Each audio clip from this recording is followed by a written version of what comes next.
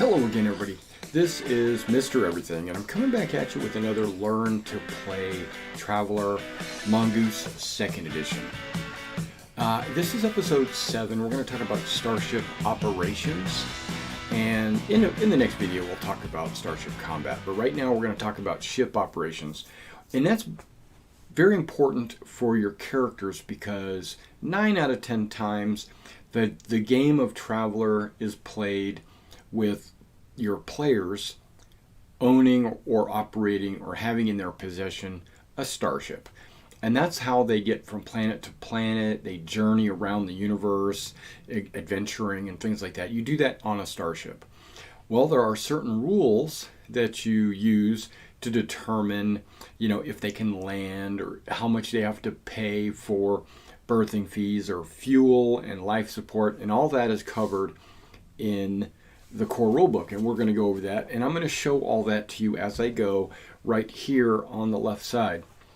But before I start, I want to say if you are interested in Starship Operations, you should find, acquire, look, dig up, find this somewhere online or because it's out of production, but find it somewhere, eBay, somewhere. If you can find it or get your hands on this book, I would highly recommend it. This is probably my favorite book out of all Traveler books. This is called the Starship Operator's Manual.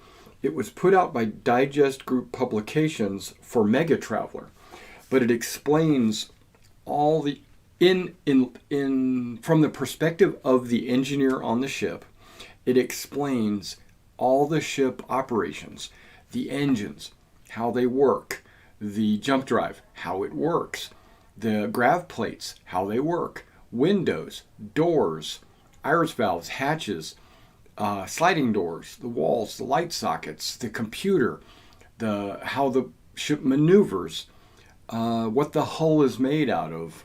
All of that is explained in this book, and it's a bargain. I mean, I bought this back in the day for $8.95. Can you believe that? Wow, and this is my favorite book in Traveler of all times. Crew duties, weapons, and then it has a bunch of cool pictures in there, like the passenger lounge and what low berths look like, a weapons station, all that stuff. Power plant. Yeah, okay, so enough of that. Let's go ahead and flip to the page. Okay, so now we're going to start with the basics, right? What a spacecraft is and how some common terms to understand. One of them is a ship. A ship is a spacecraft of 100 tons or more. In Traveler, you have to have 100 tons of displacement to be able to enter into Jumpspace. You can't do it with a fighter or a shuttle. It has to be a ship. Small craft. Okay, small craft. Small craft are anything under 100 tons. They don't have a jump drive. Capital ship. They consider anything over 5,000 tons to be a capital ship. So you have small craft is 100 tons, less than 100 tons. You have a capital ship, which is 5,000 tons or more. Now, there's something called a system ship, which means it is 100 tons or more, but it still doesn't have a jump drive, like a system defense boat. They usually are built specifically to defend solar systems. They stay in the solar system, they patrol the solar system. So they can sacrifice the jump drive space and the fuel space for additional weapons, missile armament, maybe crew quarters for Marines, things like that. Okay, then there's streamlined hull. A ship being able to land on a planet, the streamlined hull means it's more aerodynamic and it can fly in. Maybe it has a wing or lifting bodies or something like that. Partially streamlined. These can enter atmospheres but are not specifically designed to do so. So they're kind of like bricks, but they can still land. And then there's unstreamlined.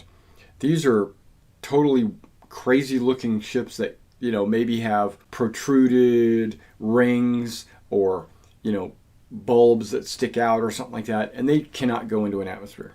All right, and remember the size of a ship is measured in displacement tons, or simply tons. A displacement ton equals a ton of liquid hydrogen. I always thought it was water, but liquid hydrogen. A displacement ton is roughly equal to 14 cubic meters. I think it's actually 13.5. Talks about buying a ship. Okay, if you want to buy a ship, you shop in your local spaceport or local car dealership, and you find the ship that you want, or ones they have, because they're crazy expensive. A far trader, or I should say a free trader, is like 45 million credits, and your players aren't going to have 45 million credits. Not in the beginning, probably. And then, so what they can do is they can mortgage them, so they can ask the bank to help them pay for it, just like you do normally when you buy a car or when you buy a house. When you get that mortgage on it, they are going to charge you a monthly fee for 40 years. Most adventurers don't concern themselves with 40 years because they usually don't play that long. Your campaigns usually don't last that long, so normally you don't concern yourself with 40 years. So really what they're worried about is, what does that equate to monthly? And the way you figure that out is you take the total amount of the ship, you divide it by 240, and that is your monthly payment, which is still kind of high sometimes. I'll put this right here. 45 million divided by 240 equals that much you would have to pay every month. Now, sometimes on career benefits, sometimes you're able to muster out of your career, like merchants or scholar or scouts. You could noble. You can just show up at the start of the game with a ship, or actually it gives you a percentage of that ship, usually 25% each time you roll it. So, meaning 10 years have already been paid off. So the monthly bill is still the same. Or if your referee allows it, you can refinance and take the remaining value of the ship, whatever 75% of it is, and then refinance it again with the 240. And that would be like you put a 25% down payment on the ship. Okay. Brings that monthly down a lot. Okay, space and time. Measurements of space and time. So, like an astronomical unit is normally the distance from the sun to the Earth. That's an astronomical unit. But that should vary because the Earth is not on a perfectly circular orbit. It's on an elliptical orbit, right? They have it measured here at 149 million kilometers. Okay, a light second. Because light, you normally hear light year and all that, but a light second is how far light will travel from the light source to the destination in 1 second. It shows 299,000 kilometers. Then you got a light minute and you got a light year. So a minute would just be 60 seconds, and then a year would be days. So you're talking about minutes going into hours, going into days, going into years. And that's based on a 365-day year. And that's, I don't know, can I read that number? Millions, billions, trillions, 9 trillion kilometers. Not just meters, right? It's kilometers. Okay, and a parsec, normally 3.2 light years. Now, why is that important? Well, space be big. Space be crazy. So when you're looking at the hexes on your Traveler map, because Traveler has a standard unit of measurement for their space maps system, like their galaxy map, like that's the Sindal subsector, and each one of those squares or hexes is a parsec. A parsec is also how far a Jump 1 engine can travel. A Jump 3 engine can travel in 3 parsecs. So it makes it easy. So once you figure out the map, I personally use pre-generated the galaxy and empire in Traveler. You can make your own solar systems. You can make your own maps. You can do whatever you want with Traveler. Traveler known space is a very small area of our total galaxy. So you could be in another part of the galaxy if you want, and you can have all totally new stuff. But one of the advantages I find of playing in the Traveler universe is that it's known, people are familiar with it. There's background, there's history already made, and there's thousands of books out there for Traveler. Your jump drives move 1 parsec per jump. So like if you got to jump 6, you can go 6 parsecs. And we'll get into jumping in a minute. Okay, ship shares can only be earned during career creation. Those are usually valued at like 1 million credits. You trade those in for things for your ship. You can't take a ship share and say, hey, I'd like to have 1 million credits, please. No, it has to be like, you want to buy a laser, it costs 5 million, you give them a ship share, that cuts 1 million off the cost. Only for things for the ship. Okay, airlocks. Airlocks. To understand a ship or ship operations, you need to understand space and or have a general concept of what space is. You don't have to be a scientist. You don't have to be DeGrasse.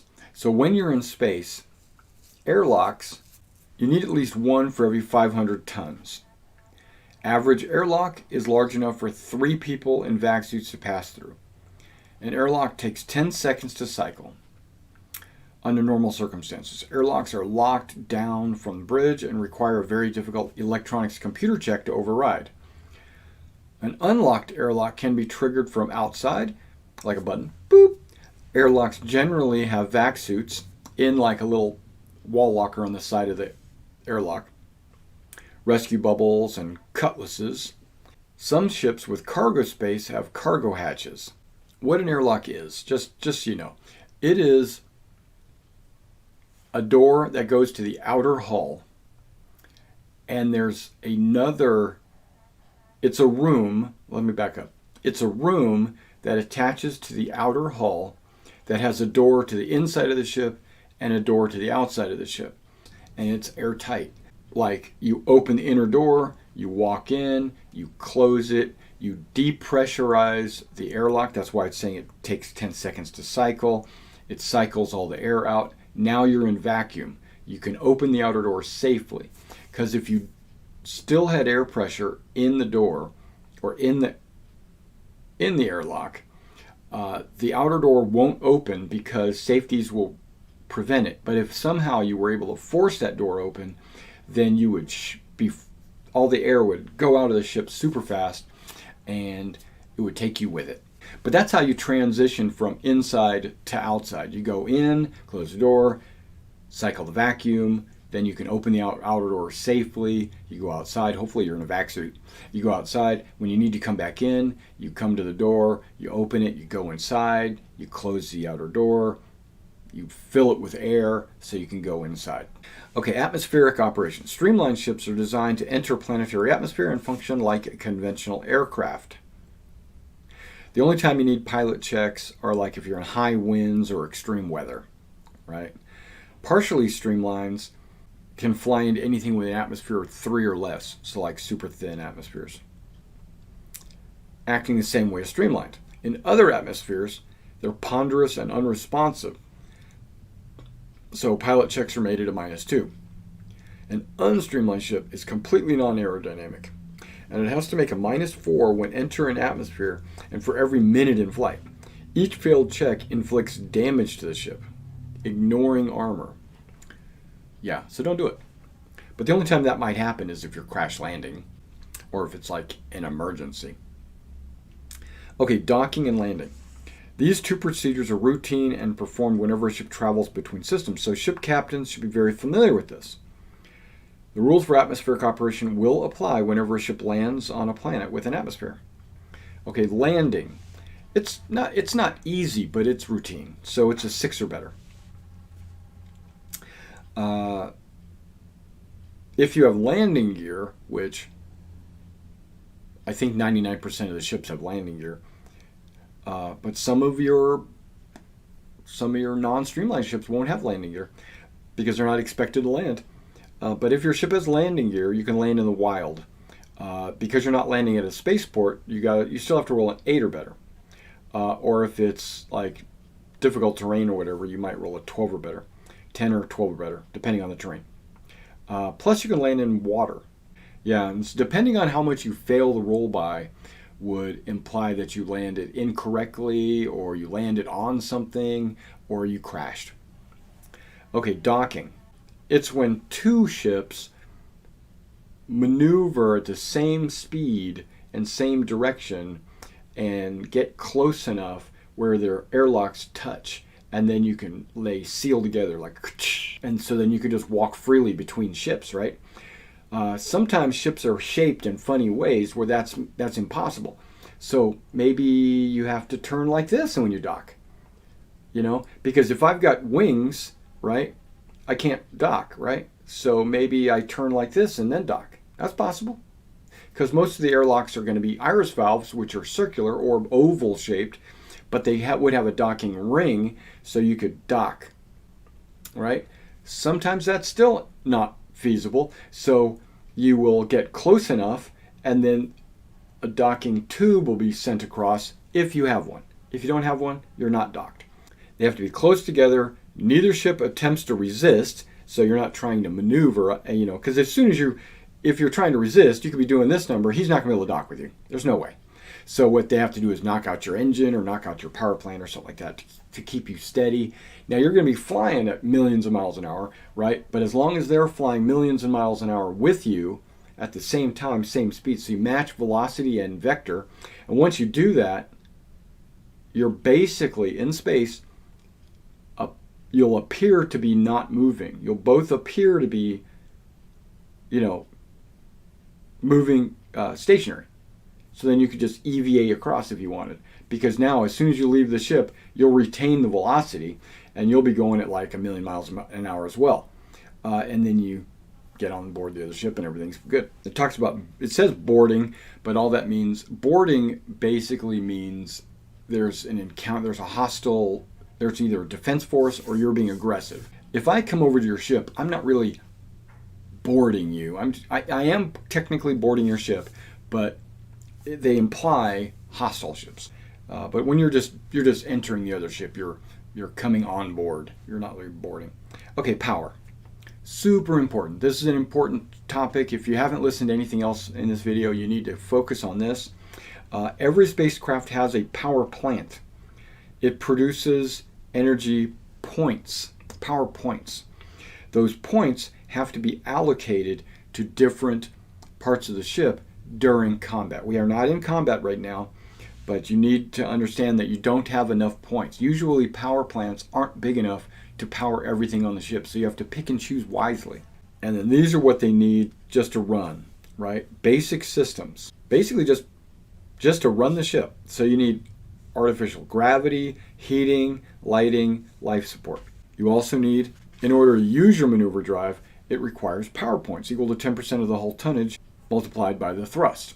Okay, so if you're trying to you got a 100-ton ship, that's 10 points, but if you're trying to do thrust 2, then it's 20 points. Jump drive.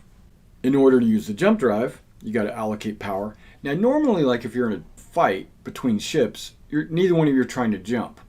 But if you're trying to jump out and not get owned by this bigger ship or something, then you need to allocate some power to the jump drive because you're spooling it up. It's got to build up enough energy before it jumps. And then weapons and systems. Different weapons require different amounts of power. And this shows it on the chart right here. Beam, missile, particle, pulse, sandcaster, and a turret. So if you have something in a turret, you got to pay 1 for the turret. Then if you got 2 pulse lasers in that turret, you got to pay for each pulse laser. So hypothetically, let's say I got a triple turret and it's got 3 beam lasers. 3 beam lasers would be 12, and then the turret is 1 more for a total of 13 points. Okay, running out of power.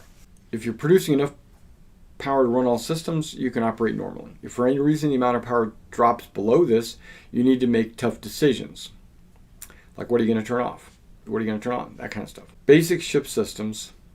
can be turned off on a temporary basis. So you can like turn off the lights in all the staterooms. You can turn off the grav plates in Hall B. You can turn off the lights in the cargo hold. You know, you can turn off a bunch of non-essential energy consuming points, and you can save half those points. Basically, only pay half the points. Maneuver drive. Maybe you don't want to use the full throttle. You just want to use half throttle, or basically it's for every thrust being deducted, that's what you would, 10% of the thrust basically, right? 10% of the hull multiplied by the thrust. Basically it just means for every thrust point you get 10% of your hull. So if you're a 200-ton ship and you drop a thrust point, you get 20 points back saved. And then there's jump drive. The jump drive does not ordinarily drain power until it's used. Then there's weapons and systems, and you only need to power those if you plan to use them, right? Now we're going to read this here, skipping on debts. This is really a referee tool, but basically if you are trying not to pay your mortgage, you'll be hunted down as a skipper. It's like a horse thief or whatever. They repossess your ship. For every parsec distance, and it's reset every time you're discovered. So you might be jumping and jumping and jumping and jumping, and they just can't keep up to where you're at. So the bounty hunters are having a hard time locating you. And then if you repainted it, changed the transponder, stuff like that, you could get a -1 to a -6, depending on that. There's a plus for every value of the ship, like every 10 million credits, because the more valuable it is, the more urgent or more bounty hunters they have sent out to find you. And if you go back to the same system again and again, they're going to maybe lay in wait for you the next time you come in. And then you get the idea there. High Guard. High Guard's another book. They put out a book called High Guard, and it's specifically about building spaceships. So you can go in and generate power plants and build laser turrets and set up whole layout of a ship, how much bridge room you need, how many staterooms you need, what kind of crew components you need. That's all detailed in another book, High Guard. That's not in the core rule. There's also running costs. Okay, just operating a ship. Now we understand how to do the power plant and the power and landing, but you got to pay money monthly or every trip while you own the ship. Life support costs money, fuel costs money. Those are really, and crew costs money. So let's talk. We've got on maintenance. You have to pay a maintenance cost every month. If you don't pay that maintenance cost, there's poor maintenance. Okay, so repairs and maintenance says that for every month that you don't pay your maintenance, that you skip over the maintenance cost, you roll 2 dice and you add the modifier of the number of months. So for every month, you add 1. If you roll an 8 or better, then your ship has taken a critical hit.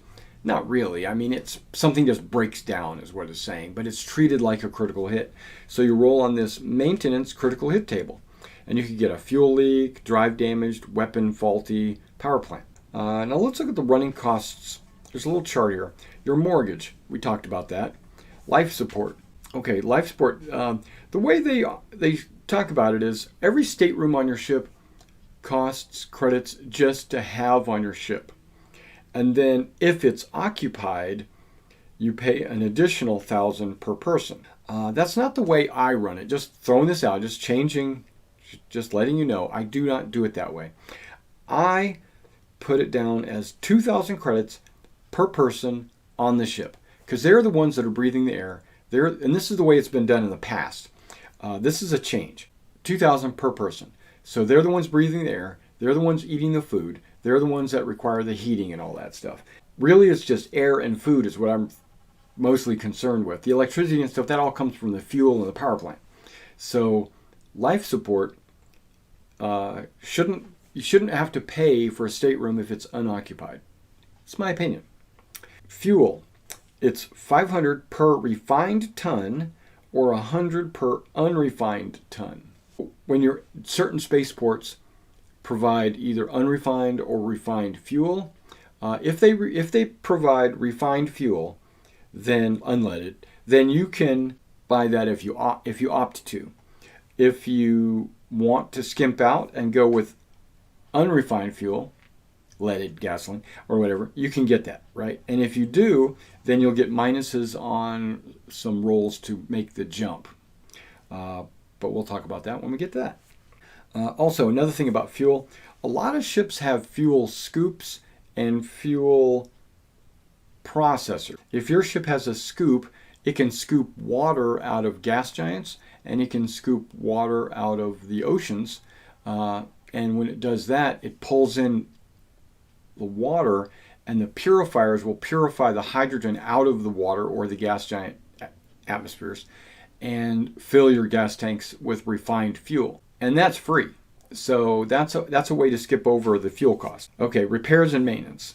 So every month you got to pay 0.1% of your ship. Basically, in the past, what they would do is have like a yearly maintenance, and you would pay every year for your maintenance. But they're saying that you should pay every month, and then maintenance will fail if you fail every month. So they basically just take the yearly and divide it by 12, and that's your monthly payment. And I think that's the way I did it mostly anyway. So like when I played my previous campaign, we just took the yearly, broke it down by month. That way, actually I broke it down by trip, which was 26 payments. Because they did every time they made a jump, which was approximately 2 weeks, they would have to pay that maintenance just to maintain the ship. Okay, and that's what I'm going to do it now in my campaign. Now there's salaries. Depending on the position that you're on the ship, each position requires a certain type of skill, and that skill position will have a different salary rate. Like a pilot is $6,000 a month. Astrogator, that's a navigator, $5,000. Engineer, $4,000. Steward, $2,000. A medic is $3,000. A gunner is $1,000, and a marine is $1,000. It's because they don't consider a gunner or a marine to be a very technical skill. Now there is something called berthing cost.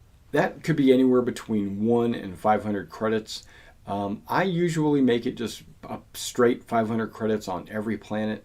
But if it's a really bad airport, if it's a really bad spaceport, I might drop it to 100. You know, if it's got some facilities but not very many facilities, they might only charge 200 or 300. But if it's an A or B starport, they're going to be charging 500 when you land. Okay, when you jump into a system, or if you're leaving a system, it takes more than a day for you to get to your destination. 2-3 days is kind of common. 4 or 5 days if you're really going out there to the gas giant or something, because you have to get 100 diameters away from any astronomical body so that you can jump out of system. So during that trip from your planet to your jump point is usually uneventful, but you would roll a die 6 every day, and if it rolled up a 6, you would have an encounter. Frequent. That's like 16% chance every day that you're going to have an encounter.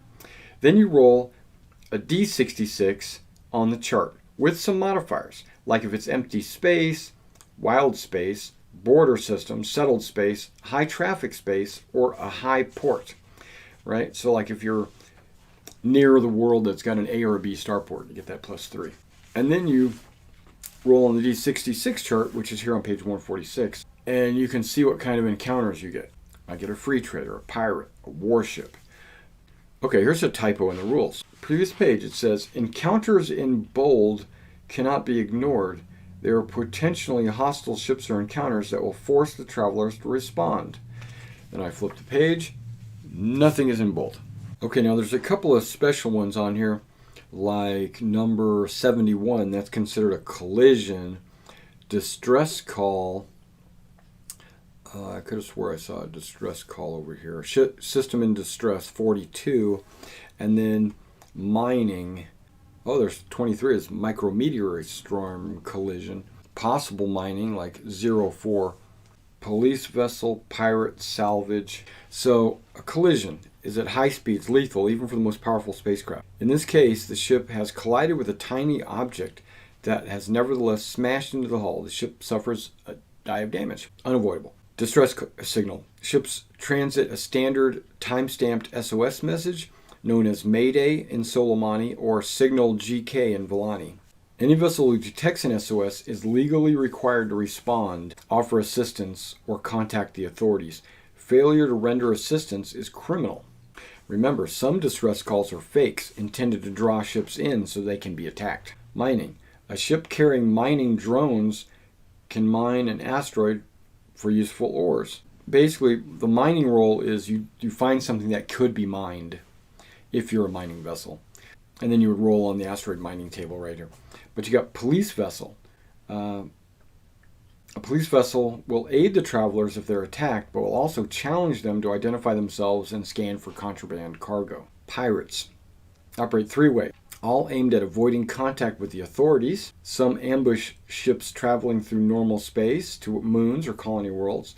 Others lurk around the 100 diameter mark, hoping to surprise ships as it prepares to jump. The pirates then quickly loot the valuable cargo and supplies and jump themselves. The third category of pirates are agents and spies at the starport and know exactly which ships are suitable targets. And they usually use armed free traders or even scout couriers. So the smaller the vessel. Salvage. A derelict vessel or jettisoned cargo can be salvaged. Now the law permits salvage, but the discovery must be registered first with the system starport.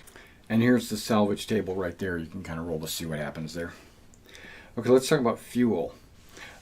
Most ships use refined hydrogen fuel for their fusion power plants. Starports, okay, we talked a lot about this. Some out-of-the-way places offer unrefined fuel at a bargain price of $100 per ton. Either way, it typically takes about a D6 hours to refuel a typical starship or in any ship. A ship with fuel scoops may gather fuel from bodies of water and using hoses or hydrogen from gas giants. That's a difficult check to fly through a gas giant because of the swirling high-velocity atmosphere. And that's unrefined, but your fuel purifiers will purify. Okay, jump travel. Kind of important because you're going to be jumping from world to world, system to system. And the only known means of travel to go faster than light is jump. Different universes, like Star Trek universe, ships travel at warp speed. So they're actually going faster than light. They create like this warp bubble around the ship, and then that distorts time space or whatever so that they can actually travel faster than light. Star Wars uses hyperspace, so they actually do very similar things to what Traveler does, but it looks different. They go into Jumpspace where they're traveling super fast between point A to point B. They can get to where they're going a lot faster than you can.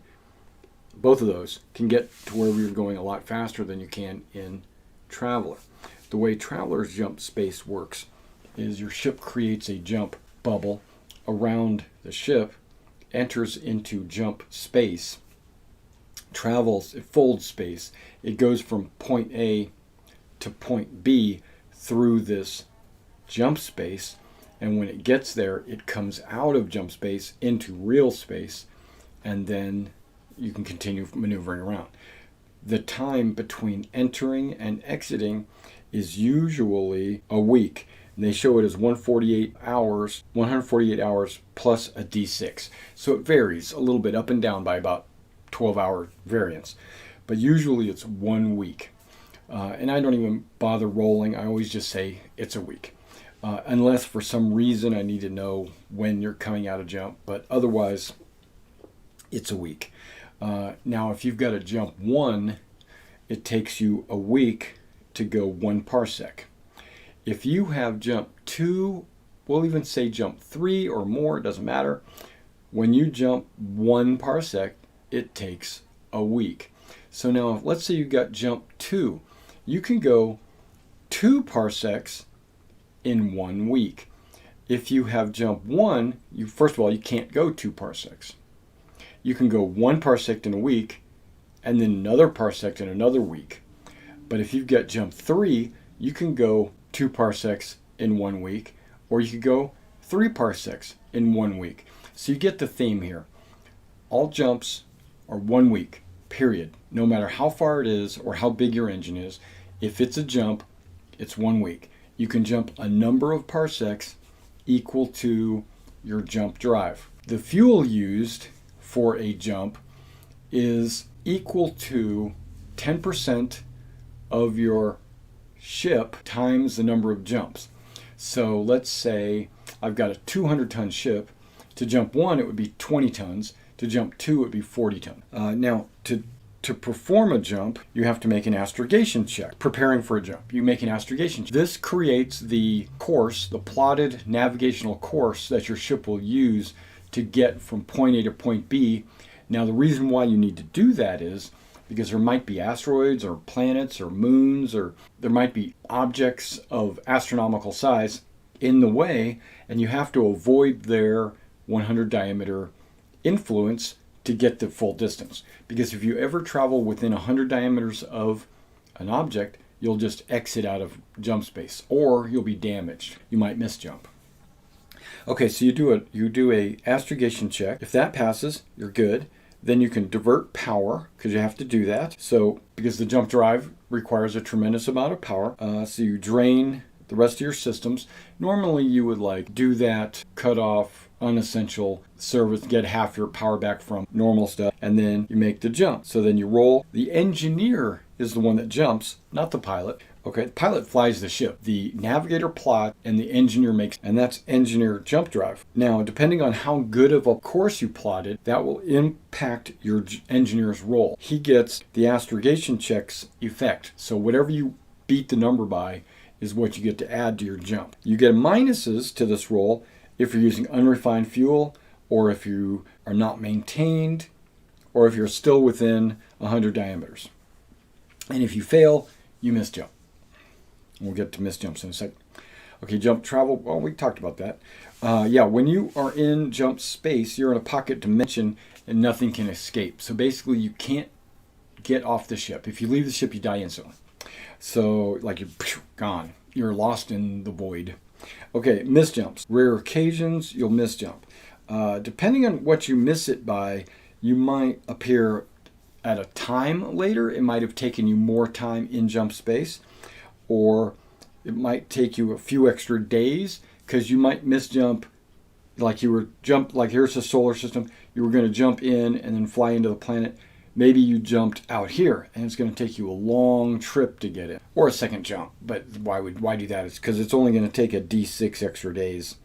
If you fail it by, let's say if you critically fail it, then what I would do is cause you to miss jump. And a miss jump means I roll a D6 on a hex map, right? It's got 6 sides.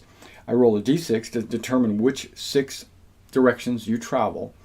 And then I could roll a D12 and get, because you have the spines as well. You got the flats and then you got the spines. So I could roll a D12, but in the old days, you rolled a D6 to find the direction. Then you rolled a D6 times another D6 to see how many hexes you traveled. So theoretically, you could travel 36 hexes in one jump in a random direction. And that might put you at a system, because you got to get out the map and you got to count the hexes. And you go, oh, you appear in this hex right here. And hopefully that hex has a planet. If it doesn't, you might be in the next parsec over from a planet or a system. And guess how long it would take you to get to one of those planets? Well, if you put yourself in full speed mode and then you jumped into a cryobirth, it's going to take you forever, because it would be at least 3, almost 4 light years away. You're not traveling at the speed of light, so it's going to take at least 4 years times divided by whatever speed you're moving and all that stuff. So it would take you forever. So just make new characters, because you just killed yourselves. Okay, this is a way you can generate income, and also referees. This is a way you can generate adventures. There's 3 types of passengers. You got the high passage. He's the rich, first class. You have to wait on him hand and foot passenger. They generate 10,000 credits. They give you a 10,000 credit high passage ticket. You can redeem that at the spaceport, and you take them from point A to point B. Middle passage. they are self-serve passengers. They make their own food, they clean their own rooms, they pay 8,000 credits. There's basic passage and working passage. Basic passage is also called steerage. So basically, let's say you look for passengers and you have, let's say you got 12 staterooms and only 4 of them filled up with passengers. Well, you still have 8 staterooms that are empty. You might offer a cut deal or a discount for someone to travel with you in those staterooms.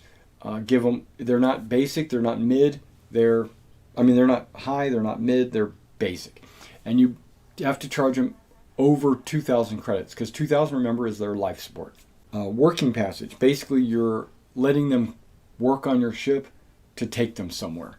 Like if you need someone to work the engine room, they're working in the engine room. They're cleaning dishes. Okay. Then there's low passage. This is the third one I was talking about.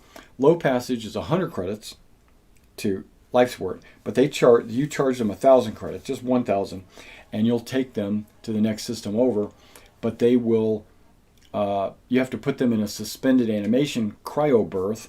So you put them in there, and then when you get there, your doctor has to revive them, and that's not a 100% chance. He has to make a medic check using the passenger's endurance modifier. Depending on the tech level 12 or non-humans, give you some modifiers. And if you fail, he didn't survive. He died. It's customary for ship captains to have a lottery. They get all the passengers and also the low berthers to put in money to see how many people will survive.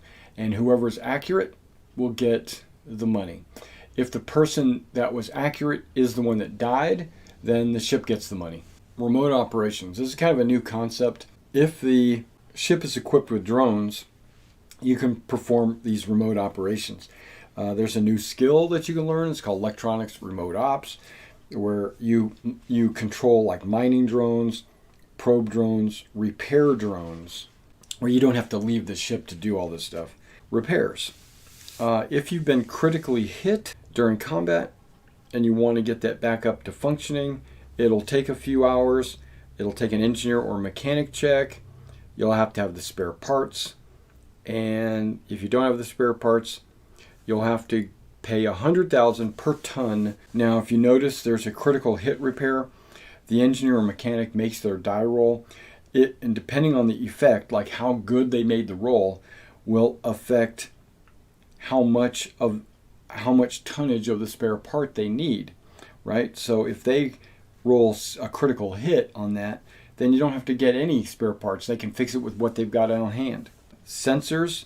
There's different types of sensors. You got visual, you mark one eyeball. Then you've got thermal sensors, so you're detecting heat. EM, you're detecting all the radio signals, electromagnetic spectrum. Then there's active radar, where you're sending out. And then there's LiDAR, which is like a laser radar. And then you've got a passive radar, which is you're detecting for radar that other people might be using. Same thing. And then there's NAS, which is your neural activity sensor. That's usually a close range thing, that like you get close to a ship and you use your NAS on them to see if there's any neural activity, which basically means, are there any operating brains over there? And if there are, there's life signs. Densiometer. Densiometer is a device, we talked about this earlier. It's a device that detects the density of an object and surrounding objects and internal. So like if you were in a house and you had a densiometer, you would detect all the walls because they are denser than the surrounding air that's around them. So all the walls would show up, and if there's someone walking around, he's denser than the air. It'll show a little body walking around. If there's a table, it'll show the table. If there's the floor, it'll show the floor because that's denser than the surrounding air. Yeah, so a densiometer is like a 3D map that it can create. That's like super cool. I don't know what kind of ranges that has. Okay, and then you got the ranges. Adjacent, close, short, medium, long, very long, and distant. And we talked about ranges earlier. And the range bands are on the next page, actually, for a quick reference. Adjacent, close, short, medium, long, very long, and distant. When it says full limited, minimal, or none. Let's just use visual. Visual gets full visibility all the way out to short. So you can see up to 1,250 kilometers. Past that, you're very limited, like medium and long, and full. Fine details, limited. Shape and structure, so basically you just barely can see it. And then minimal, you just see a dot, really. And then thermal might be a little different. NAS, full is only super close, adjacent. You're limited at close, you're minimal at short. So it's got a super short range, and that's what the effect of your sensor would tell you. Now, ship computers. Okay, there's a table below, right here. Every ship has a computer value, and that computer value is rated from like 1 to 10, I think, or maybe even more. We'll have space for or be able to operate certain programs. And the programs are listed on the bottom of the page here. So like if you need jump 2 to be able to jump 2, and that takes a 10 bandwidth. And as long as your ship has a 10 bandwidth, then it can run that program. Then you got evade, gives you a negative die roll for people to shoot you. Fire control usually gives you a plus to shoot them. Cameras. Ships usually have cameras. So like in public areas, the galley, cargo bay, the lounge, but not in the staterooms, right? Because that's creepy. But those can be added. You can view the cameras from any terminal by an authorized person. Right. So basically, ships can have internal and external cameras. Locks. There's different types of locks on ship. You have mechanical locks. That's with a key. You turn it, right? Electronic lock usually has a key code. You type in a code and it unlocks. Biometric. You either put your hand on it or you're looking at that thing or whatever. And then there's intelligent locks.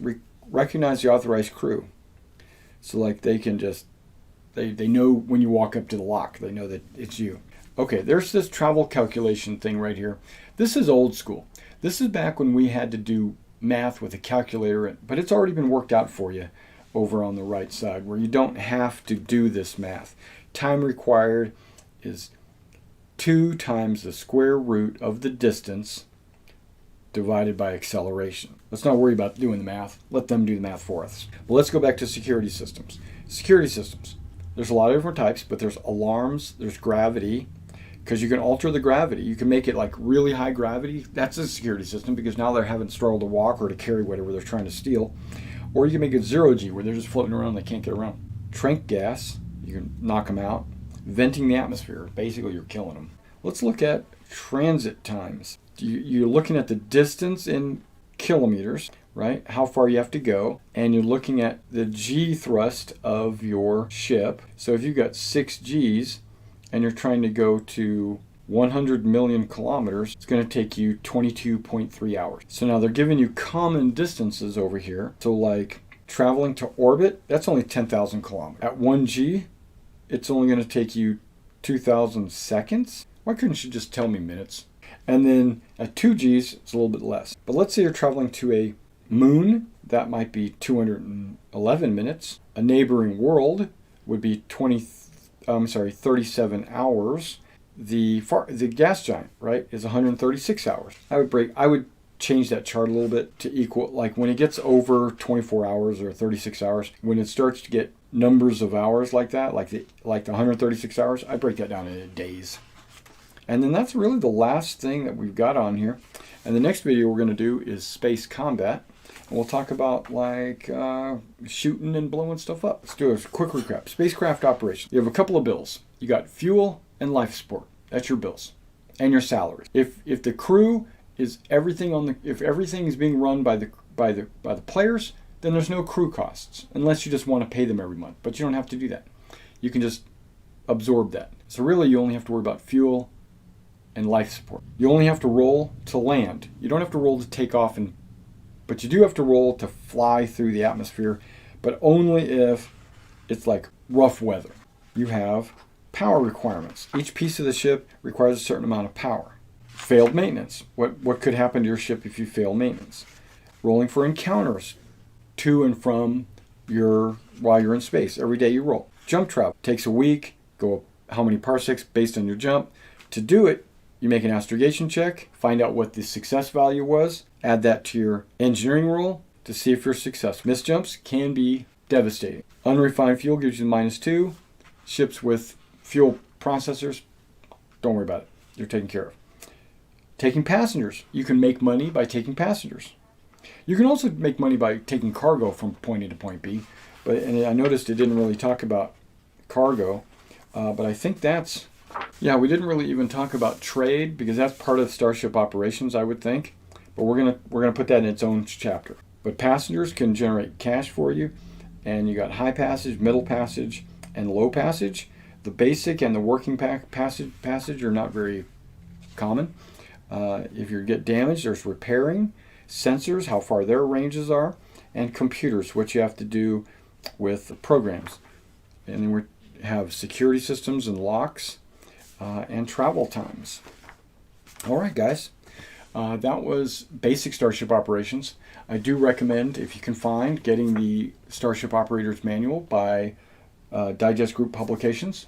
It's a Mega Traveler book, but it's easily translatable. All right, and in the next video, we'll talk about space combat. I know that's what you guys are all waiting for. All right, I'll catch you then.